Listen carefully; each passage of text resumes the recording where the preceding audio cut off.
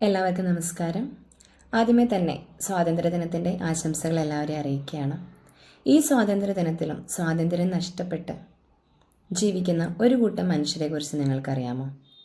അവരെ നമ്മൾ ബഹുമാനാർത്ഥം ഭിന്നശേഷിക്കാരെന്നാണ് വിളിക്കുന്നത്. നിങ്ങളുടെ കഴിഞ്ഞ ഒരു മാസത്തെ ജേണിയിൽ നിങ്ങൾ പല സ്ഥലങ്ങളിലും പോയിട്ടുണ്ടാകും. ഓഫീസിൽ പോയിട്ടുണ്ടാകും, സ്കൂള്, തിയേറ്റർ, പാർക്ക്, ബീച്ച്, മാളുകൾ, ഷോപ്പുകൾ, അങ്ങനെ പല സ്ഥലങ്ങളിലും നിങ്ങൾ പോയിട്ടുണ്ടാവും. ഈ സ്ഥലങ്ങളിൽ എവിടെയെങ്കിലും നിങ്ങൾ ഭിന്നശേഷിക്കാരെ കണ്ടിട്ടുണ്ടോ? ഈ വീഡിയോ കാണുന്ന പലരുടെയും ഉത്തരം ഇല്ല എന്നായിരിക്കും. അതിനർത്ഥം ഭിന്നശേഷിക്കാർ ഈ സമൂഹത്തിൽ ഇല്ല എന്നാണോ? അല്ലെങ്കിൽ അവർ പുറത്തിറങ്ങാൻ പറ്റാതെ, സ്കൂളിൽ പോയി പഠിക്കാൻ പറ്റാതെ, ഓഫീസിൽ പോയി ജോലി എടുക്കാൻ പറ്റാതെ, അല്ലെങ്കിൽ ബീച്ചിലും മാളിലും ഷോപ്പിലും ഒന്നും പോകാൻ പറ്റാതെ ഒരു മുറിയിലേക്ക് ഒതുക്കപ്പെട്ടു എന്നുള്ളതായിരിക്കും. ഏതായിരിക്കും സത്യം? ഞാനൊരു ഭിന്നശേഷിക്കാരിയാണ്.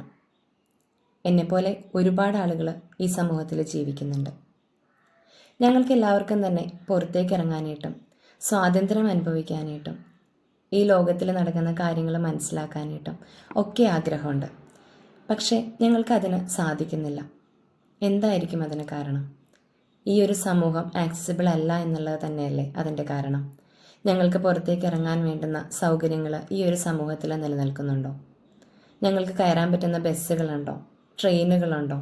ഇനി പോയി പഠിക്കാനായിട്ടുള്ള സ്കൂളുകളിൽ റാമ്പുകളുണ്ടോ? ടോയ്ലറ്റ് സൗകര്യങ്ങളുണ്ടോ? നിങ്ങൾ തന്നെ ഒന്ന് ചിന്തിച്ച് നോക്ക്. ആരായിരിക്കും ഞങ്ങളെ ഇങ്ങനെ ഒരു മുറിയിൽ അല്ലെങ്കിൽ ഒരു വീട്ടിൽ മാത്രമായിട്ട് ഒതുക്കി നിർത്തുന്നത്? ഈ ഒരു സ്വാതന്ത്ര്യ ദിനത്തിലെങ്കിലും നമ്മളിതിനെക്കുറിച്ച് ചിന്തിക്കേണ്ടതല്ലേ? ഞങ്ങളെപ്പോലുള്ള ആളുകൾക്ക് ഇനിയെങ്കിലും പുറത്തേക്ക് ഇറങ്ങേണ്ടതല്ലേ? ഞങ്ങൾക്കും സന്തോഷമായിട്ട് ജീവിക്കേണ്ടതല്ലേ? ഒരു മാറ്റം ഇവിടെ അനിവാര്യമല്ലേ? നിങ്ങളൊന്ന് ആലോചിക്കൂ. ആലോചിക്കുക മാത്രമല്ല, ഞങ്ങൾക്ക് വേണ്ടി എന്ത് ചെയ്യാൻ പറ്റുമെന്നുള്ളത് കൂടെ ഒന്ന് പ്രവൃത്തിയിലൂടെ ചെയ്യാൻ കൂടെ ശ്രമിക്കും. Thank you.